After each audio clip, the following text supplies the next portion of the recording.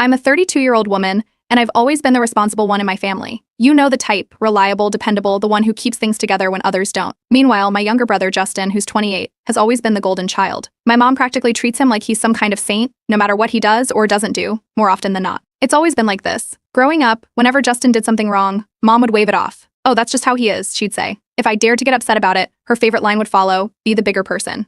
That phrase became her go-to solution for everything, no matter how unfair the situation was. At first, I thought that's just how families worked, but over the years, it became clear Justin could do no wrong in her eyes. The breaking point came a couple of weeks ago at a family dinner. It started off fine, small talk, laughter, the usual. Then, out of nowhere, Justin made a comment about how I overthink everything. It wasn't just the words, it was the way he said it, loud enough for everyone to hear, with that smug grin he always gets when he knows he's getting under my skin. The room went quiet for a moment, and I felt everyone's eyes on me. My cheeks burned, but I bit my tongue like I always do. That wasn't the first time Justin had embarrassed me in front of others. He has a long history of crossing lines. When we were kids, he once ruined a school science project I'd worked on for weeks, just because he was bored. Mom's response? He's just a kid. Let it go. As adults, he's taken it even further. A couple of years ago, he accidentally let slip about a job interview I was keeping private. I didn't get the job, and I can't help but wonder if his comments about my nerves during family gatherings had something to do with it. The thing is, Justin doesn't just stop at me. He's dodged family responsibilities his entire life. Whenever there's something hard to do, like helping dad fix something around the house, or showing up for a relative's birthday, it's always me, or someone else picking up the slack. Justin? He has a knack for disappearing just when he's needed, and yet somehow, he's still the golden child. Mom defends him at every turn, saying, he's just different, or he doesn't mean it. I've spent years playing nice, swallowing my pride for the sake of keeping the peace, as Mom puts it. But that dinner? That one little comment? It was the straw that broke the camel's back. I realized that night that I'd had enough. Enough of being humiliated, enough of being told to rise above, and enough of letting Justin walk all over me while Mom made excuses for him. What makes it worse is how the extended family sees him. To them, Justin is charming, funny, and easygoing. They don't see the passive-aggressive remarks or the way he conveniently avoids anything that doesn't suit him. Meanwhile, I get labeled as uptight or too serious. Dad sees it. So does my older cousin Julia. They've both quietly admitted that Justin gets away with too much, but they're too afraid to say anything in front of Mom. Rocking the boat isn't their style. The tipping point that night wasn't just Justin's comment. It was what Mom said afterward. I had barely managed to laugh it off when she leaned over and said, "Come on, you're the bigger person here. Let it go." That was it for me. It was like every time I'd been told to suck it up came rushing back all at once. I realized I was done playing the martyr. I spent the next few days reflecting on all the times Justin had crossed the line and how I'd let him get away with it. He'd taken credit for my ideas, embarrassed me in front of others, and even cost me opportunities, all while Mom stood by, telling me to be the bigger person. And for what? To keep the family dynamic intact? To avoid conflict? It was a dynamic that only seemed to benefit Justin. That's when I decided it was time to do something about it. I wasn't going to start a fight or cause a scene. That's not my style. But I needed to find a way to hold Justin accountable, to force him to acknowledge what he'd done. Not just to me, but to everyone who's had to pick up the pieces after him. For once, I wanted to see him apologize, genuinely apologize. And I wanted Mom to see it too. I didn't know exactly how I was going to pull it off, but I knew one thing for sure. I wasn't going to let things slide this time. Justin might be the golden child, but even golden children have to face reality eventually. And this time, I wasn't going to be the one to be the bigger person. Update 1. After that dinner, I decided to start setting boundaries. Not just with Justin, but with everyone who had been complicit in letting him get away with his behavior. It began with small steps. The next morning, Justin casually messaged in our family group chat,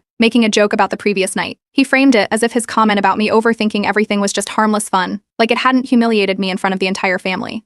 This time, I didn't brush it off. I responded calmly, pointing out that his remark had been uncalled for. Justin reacted the way I expected, laughing it off with a series of relax. It's not that deep messages. The family chat went quiet after that. I could almost imagine the awkwardness on their faces as they read the exchange. Justin was used to me letting things slide. When I didn't, he seemed thrown off, but he didn't take it seriously. He probably assumed I'd get over it like always. Later that day, Mom called me. Her voice had that slightly exasperated tone she always uses when she's about to tell me to be the bigger person. She started in on how I should let the whole thing go for the sake of family unity.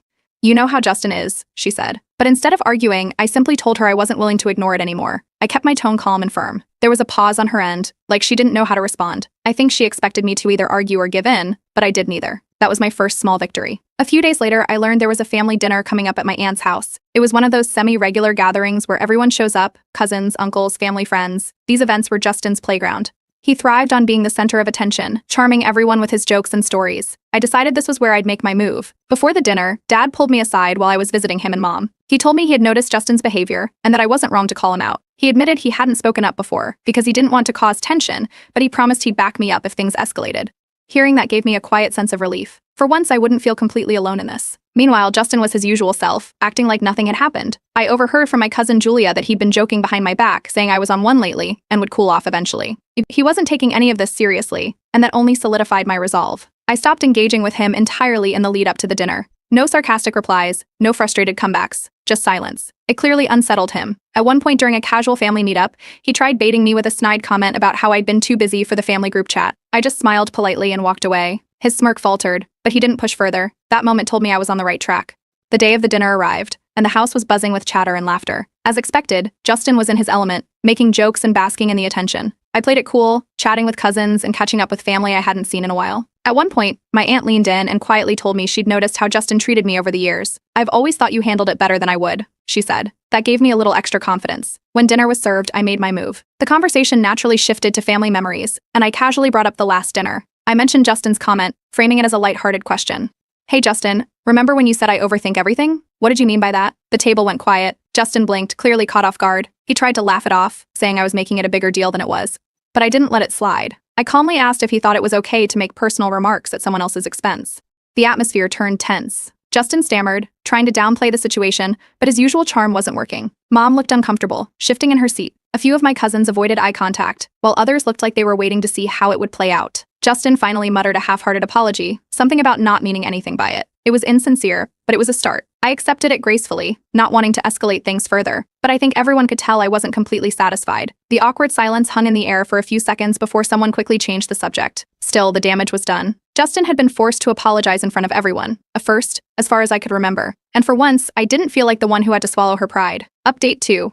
The aftermath of the dinner unfolded faster than I expected. The next morning, Mom called me, and I could tell from her tone she was furious. She didn't waste any time before accusing me of making a scene the night before. According to her, my little comment about Justin's behavior had embarrassed the family. She didn't mention Justin's actions leading up to it, just that I had overstepped by bringing it up in front of everyone. I stayed calm. I reminded her of all the times Justin had embarrassed me, hurt me, or caused problems for others, and how she always brushed it off. She didn't like that. She tried to argue, but I could hear her hesitation. I wasn't yelling, I wasn't angry, I was just laying out the facts. When she realized I wasn't backing down, she hung up with a frustrated, "We'll talk about this later." Apparently, Justin didn't waste any time either. Over the next couple of days, I started hearing from cousins and aunts, all with variations of the same message: "What's going on with you and Justin?" Turns out he'd started a campaign to make himself look like the victim. He told them I had been acting out lately, and that I was trying to create drama in the family. He even brought up old childhood incidents, twisting the stories to make it seem like I'd always been the difficult one. Not everyone bought it, though. A couple of cousins messaged me privately to say they'd noticed Justin's behavior for years and thought it was about time someone called him out. Others, though, clearly believed him, or at least didn't want to get involved.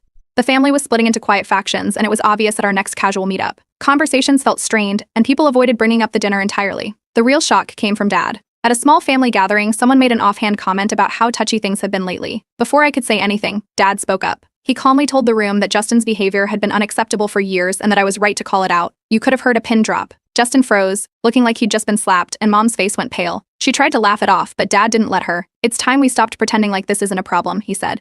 For the first time in years, someone had publicly stood up for me, and it wasn't just anyone, it was Dad. Justin's response was as dramatic as you'd expect. He stormed out of the room, muttering about how no one in the family appreciated him. Mom went after him, leaving everyone else in an awkward silence. Later, I heard from Julia that Justin had gone on a rant to her about how I was ruining his life and turning the family against him. She told me it was ridiculous, but it still stung knowing he was escalating things instead of owning up. Mom doubled down, of course. She called me again a few days later, this time with an almost pleading tone. "Justin didn't mean it like that," she said. "He's just feeling overwhelmed right now." She even brought up some financial struggles he'd been having, as if that excused his behavior. When I didn't budge, she got defensive. "You're blowing this out of proportion," she snapped.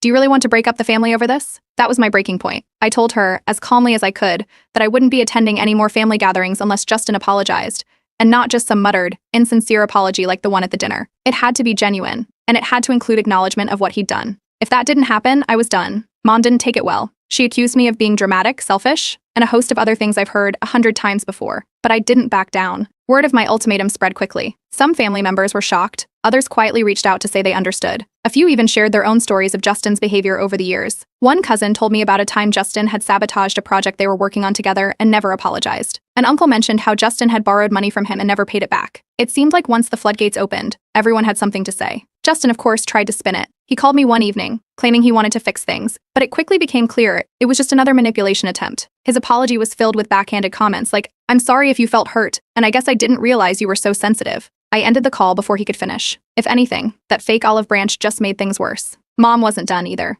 She called me one last time with an ultimatum of her own. "Either you let this go, or you're going to tear this family apart." I responded with my own, no real apology, no relationship. She didn't take that well, but I think it finally sank in that I wasn't going to cave this time. The fallout was messy. Justin had another meltdown, this time blaming Mom for not fixing the situation. Mom was visibly exhausted, caught between defending Justin and dealing with the growing tension in the family. Meanwhile, I felt a strange sense of relief. For the first time, I wasn't the one bending over backward to make things right. Update 3. After my ultimatum, Justin kicked his manipulation into high gear. He started calling and texting extended family members, painting himself as the victim. I heard from one of my cousins that Justin was telling people I had completely lost it and was out to ruin the family. His version of events conveniently skipped over the years of his bad behavior and focused solely on how harsh I'd been lately. Apparently, I was being unreasonable and trying to turn everyone against him. Then came the social media posts. Justin wasn't outright naming me, but anyone who knew us could connect the dots. He'd post vague things like, "Crazy how some people will twist the truth to make themselves look better," and family is supposed to be about love, not grudges. His friends, most of whom didn't know the full story, flooded the comments with sympathy, calling him so strong and telling him to stay positive. It was irritating, but I ignored it. Engaging would only add fuel to the fire, and that's exactly what he wanted. Things hit a boiling point in the family group chat. Justin posted a snarky comment clearly aimed at me, something about how some people can't let go of the past and how holding grudges ruins families. A few relatives chimed in with neutral comments, but I stayed silent. That's when Dad stepped in. He wrote a straightforward message calling out Justin for stirring up drama. He reminded everyone of the dinner where Justin had been forced to apologize and said it was time to stop pretending there wasn't a real issue here. The chat exploded. Justin immediately accused Dad of playing favorites, claiming he'd always felt less loved compared to me. It was a wild accusation, considering how much Mom has coddled him his whole life. But Justin played it up, saying he'd never stood a chance in our family. A couple of relatives backed him up, saying Dad was being too harsh, while others stayed silent or sent private messages to me expressing their support. The group chat stayed tense for days, with people arguing back and forth until it finally died down. Meanwhile, Mom wasn't helping. She messaged me privately, doubling down on her claim that I was dividing the family. According to her, I was forcing people to pick sides and putting her in an impossible position. She couldn't see, or wouldn't see, that Justin's actions were the root of the problem, not mine. When I pointed this out, she got defensive and accused me and Dad of ganging up on Justin. It felt like a losing battle until our next family dinner. My aunt, the same one who had quietly supported me before, finally spoke up. Justin was telling some story about how he'd been misunderstood when my aunt interrupted him. She didn't yell or get angry. She just calmly pointed out how often Justin seemed to misunderstand people, and how convenient it was that it always left him looking like the victim. The room went silent. Justin's face turned red, and for a moment he was completely thrown off. Then he mumbled something about not wanting to argue and stormed out of the room. It was the first time I'd seen him genuinely embarrassed, and it was clear from the looks on everyone's faces that my aunt's words had hit a nerve. After that dinner, more relatives started reaching out to me. Some shared stories of their own experiences with Justin, how he'd borrowed money and never paid it back, or how he'd bailed on commitments and left them to pick up the slack. It seemed like once someone else had the courage to speak up, the floodgates opened. The narrative was starting to shift, and Justin was losing the control he'd always had over family dynamics. But Justin wasn't done. He hosted a small gathering with mutual family friends, and from what I heard, he used it as a stage to air his grievances about me. He framed me as bitter, jealous, and out to punish him for no reason. A couple of family friends even called me afterward to ask what was going on. I calmly explained my side of the story and made it clear that I wasn't interested in bad-mouthing Justin, but was simply standing up for myself after years of his behavior. I think my refusal to engage publicly frustrated Justin even more. By this point, family lines were clearly drawn. Some relatives were avoiding gatherings altogether, while others quietly showed their support for me. The tension was impossible to ignore. That's when Mom decided to arrange a peace talk at her house. She called me, insisting that we all needed to sit down and work things out for the sake of the family. I told her flatly that I wasn't interested unless Justin was ready to offer a real apology. She tried to argue, but I stood firm. The peace talk happened without me, and from what I heard, it didn't go well. Justin apparently spent most of it complaining about how he was being attacked, while Mom tried to mediate and failed miserably. Dad, to his credit, didn't back down. He reiterated that Justin needed to take responsibility for his actions, but without me there, the whole thing devolved into a blame game. For the first time in years, I felt like I was in control. The situation was messy, but I wasn't the one scrambling to keep the peace anymore. Justin might still be trying to spin the story, but the cracks in his golden child image were starting to show, and I wasn't about to let him patch them up so easily. Update 4. Not long after the so-called peace talk flopped, cracks in Justin's perfect image started to show, and it didn't take long for everyone to notice.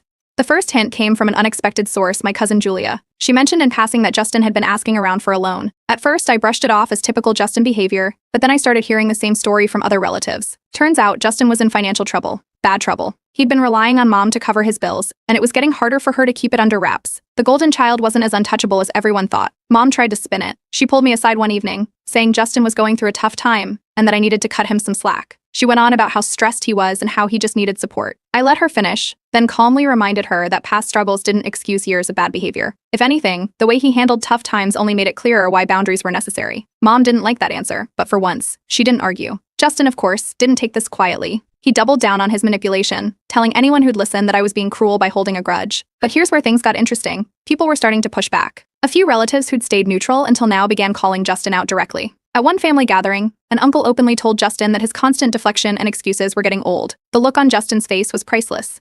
He wasn't used to being challenged, and it was clear he didn't know how to handle it. As more people started to see through Justin's behavior, his usual allies began to distance themselves. The same cousins who used to laugh at his jokes now avoided engaging with him. Family gatherings became awkward, with Justin sitting off to the side, visibly uncomfortable. It was subtle at first, but over time, his isolation grew. For the first time, Justin was facing the consequences of his actions, and it wasn't just coming from me. Then came the health scare. Mom had a minor issue that required a short hospital stay. It wasn't serious, but it was enough to get everyone in the family to rally around her. Justin saw it as his opportunity. At the hospital, he started hinting, loudly, that this was the perfect time for me to let bygones be bygones. He made sure everyone could hear him, playing up the role of the concerned son who just wanted peace in the family.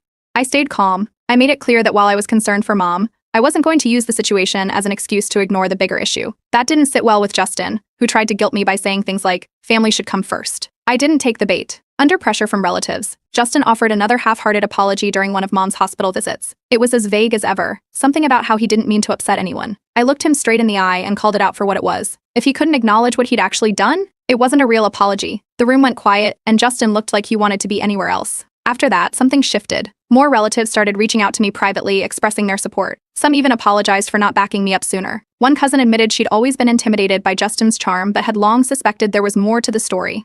The more people spoke up, the more obvious it became that Justin's golden child status was crumbling. But Justin wasn't giving up without a fight. He tried to stir up drama about an unrelated family matter, bringing up old grievances and trying to pit relatives against each other. It didn't work. Most people saw through it, and instead of regaining control, he only made himself look worse. Even Mom, who had always been his biggest defender, started showing signs of frustration. I overheard her telling him to tone it down after one particularly unnecessary outburst. Meanwhile, I was starting to feel more confident. For the first time, I wasn't tiptoeing around family dynamics or bending over backward to keep the peace. I could see the respect growing, not just from relatives who supported me, but even from those who had stayed neutral. It felt like a turning point. Then came the biggest surprise. One of my aunts, who had always been firmly on the sidelines, reached out to me directly. She apologized for not speaking up sooner and admitted she'd seen Justin's behavior for what it was but didn't want to rock the boat. Her words were simple but meaningful, and it felt like yet another piece of the puzzle falling into place. Justin was still trying to maintain control, but the balance had shifted. His usual tactics weren't working anymore, and he was running out of allies. Mom was exhausted, the family was divided, and Justin was being held accountable in a way he'd never experienced before. For once, it felt like the golden child's armor was finally cracking, and there was no patching it up. Update 5. The breaking point came when Justin demanded a family meeting. He'd had enough of what he called the drama and wanted to fix things. It was clear he wasn't coming from a place of genuine remorse. He just wanted to regain control of the narrative. Mom was immediately on board, pressuring me to attend and be open to reconciliation. I agreed but made my conditions crystal clear. I would attend only if Justin gave a public, genuine apology that addressed specific past actions. No vague "I'm sorry if you felt hurt" nonsense. The day of the meeting felt tense even before it began. Mom had gathered everyone at her house. Dad was sitting quietly in the corner, observing but clearly on my side. Mom fluttered around nervously, trying to keep things light, while Justin sat at the table with his arms crossed, clearly irritated. A few relatives who had been supportive of me were present, along with some neutral ones who had shown up out of curiosity. As soon as we started, Justin launched into a monologue about how he felt attacked and abandoned. He claimed he was trying his best but that no one appreciated him.